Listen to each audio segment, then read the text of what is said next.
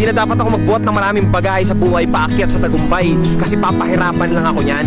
Dapat pag paakyat ka sa tagumpay, sino yung gustong sumama na hindi pa bigat, sumama.